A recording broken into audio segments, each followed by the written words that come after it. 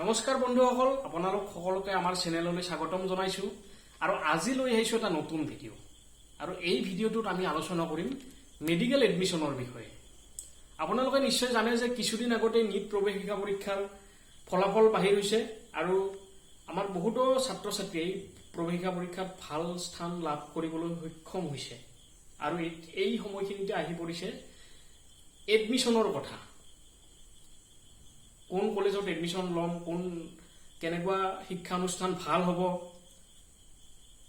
সেই কোনোবা এখন শিক্ষানুষ্ঠানত পঢ়ি পেলাই মই ভাল চিকিৎসক হৈ আহিব পাৰিম নে, এই ধৰণৰ কথা বাৰ্তাবিলাকে আমাৰ শিক্ষাৰ্থীসকলক, যিসকল আগ্ৰহী মেডিকেল এডুকেশ্যন ল'বৰ কাৰণে, তেওঁলোকক খুন্দিয়াই থাকে অহৰহ।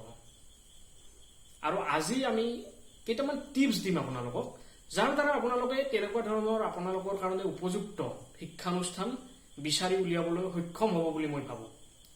প্ৰথমতে এটা কথা মন কৰিব আপোনালোক, যিকোনো মেডিকেল ইনষ্টিটিউশ্যন, MBBS কোৰ্চৰ কাৰণে মেডিকেল কলেজ, ডেণ্টেল কোৰ্চৰ কাৰণে বা BDSৰ কাৰণে আপোনাৰ ডেণ্টেল কলেজ, BAMSৰ কাৰণে আয়ুৰ্বেদিক কলেজ আৰু BHMSৰ কাৰণে হোমিঅ'পেথিক মেডিকেল কলেজ, এই ধৰণৰ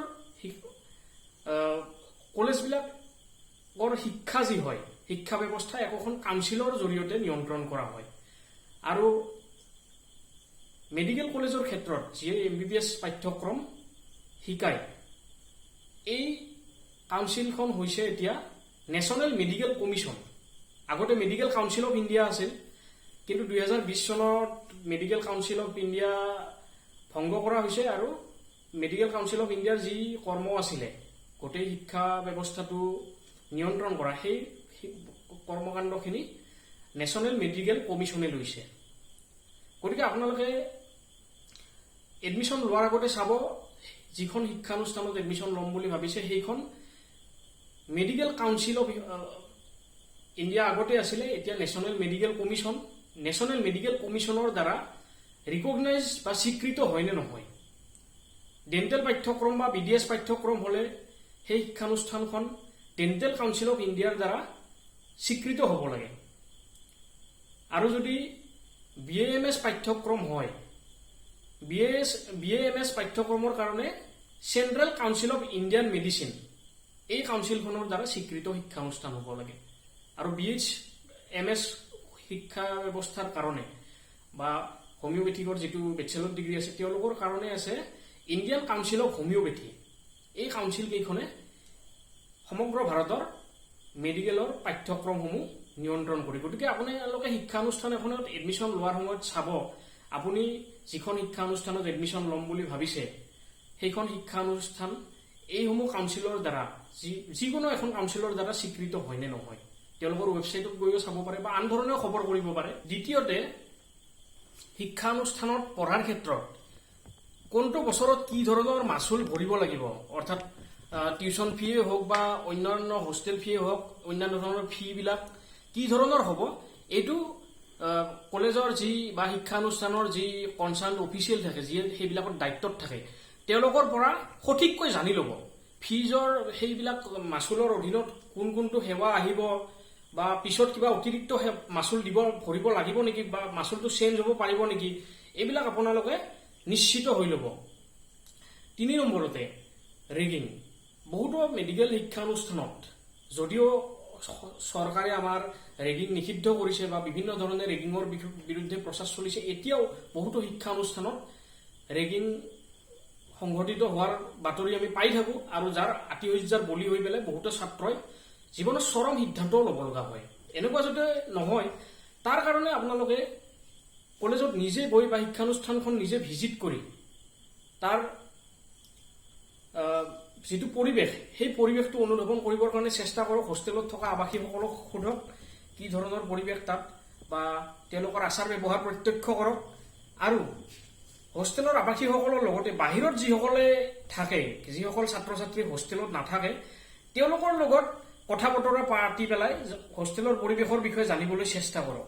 কাৰণ বহু ক্ষেত্ৰত হোষ্টেলৰ বাহিৰত থকা ছাত্ৰ ছাত্ৰীয়ে সঁচা কথাবিলাক কয়, বা সেই ধৰণৰ যদি কিবা মানে গোপন কৰ্মকাণ্ড চলি আছে তাত, তেওঁলোকৰ মুখৰ পৰা বহু ক্ষেত্ৰত আপোনালোকে গম পাব পাৰিব। আন এটা গুৰুত্বপূৰ্ণ কথা হৈছে আমাৰ বহুতো ছাত্ৰ ছাত্ৰী বা তেওঁলোকৰ অভিভাৱকসকলে কলেজত এডমিশ্যন লোৱাৰ সময়ত শিক্ষানুষ্ঠানখন ভিজিট কৰিবলৈ নাযায় বা নিজে স্বচক্ষে চাবলৈ নাযায়। কিন্তু মই আপোনালোকক কম, আপোনালোকে এডমিশ্যন লোৱাৰ আগত যদি সম্ভৱ হয় এবাৰ শিক্ষানুষ্ঠানখন চাই লওক নিজে গৈ পেলাই।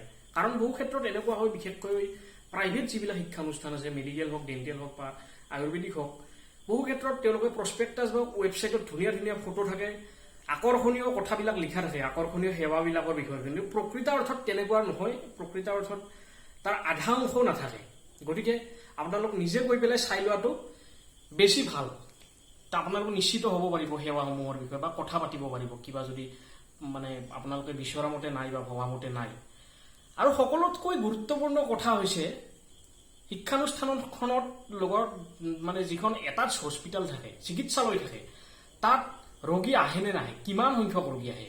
বহুতো প্ৰাইভেট শিক্ষানুষ্ঠান যিবিলাক মেডিকেল হওক, ডেণ্টেল হওক, তেওঁলোকে কাগজে পত্ৰই বহুত পেচেণ্ট দেখাই থৈ দিয়ে, কিন্তু প্ৰকৃত অৰ্থত পেচেণ্ট ইমানখিনি নাহে।